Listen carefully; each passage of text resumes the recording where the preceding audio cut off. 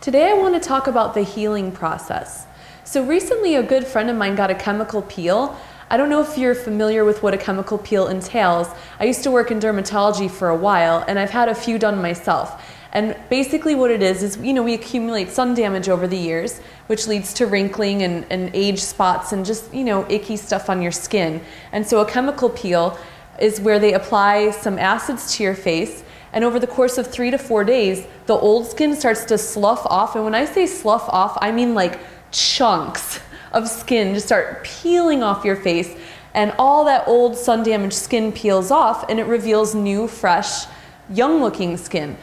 So I liken this to the healing process. So the first time you face something that has caused you damage, that has caused you harm, it's kind of like getting the very first peel you've ever gotten. It's going to go a little bit deeper. There's a lot more layers to penetrate because you have a lot of damage on your skin, just like you have a lot of damage surrounding this emotional issue. So the first time you go through it, it can take weeks, months, or even a year before you really feel like you've dug up everything, put it aside, let it go, and now you're there revealing a newer, fresher, cleaner, clearer version of you, right? Without all of that junk.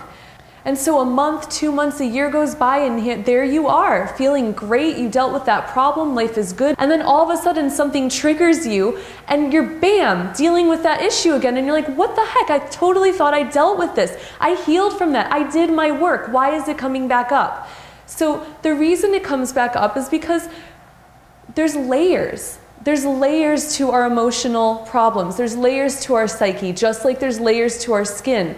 So you go through one peel, that's not the only peel you're going to have your entire lifetime if you're looking to maintain nice, smooth, and healthy skin. You're going to have to keep a maintenance schedule. Well, it's the very same thing for your emotional stuff. So maybe you went through something that was really traumatic and you did your work and you healed from it, but then something triggered it and something made all of these emotions come back up. Before you go into the area of discounting your healing, recognize first of all the level. So the first time that you went through this healing process, this problem was probably so big that it was defining who you are as a person.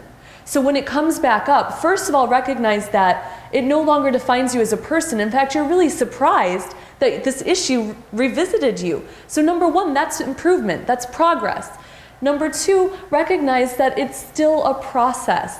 There are more layers to dig through, but recognize that it doesn't have to go as deep this time. It came up, you can see it, deal with it again. Let it go, peel it away, peel it off. Next time it comes up, it's going to be even a smaller trigger and even a smaller level of emotion. Does that make sense? I also like to liken this as an onion. So first you were a big walking onion.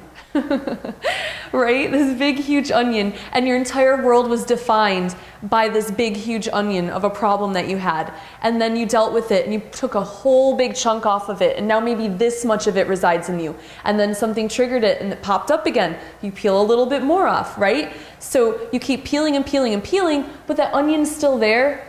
And onions make you cry sometimes. It's okay. It doesn't mean that you didn't do your work. It just means that it's a process. Some very deep, emotional, damaging wounds that we have, you may carry with you for the rest of your lifetime. They don't need to define you. They don't need to ruin or run your lifestyle. However, they might pop up once in a while if triggered, and it's okay. As long as you continue to recognize when you're being triggered and do the work, you're still doing the process.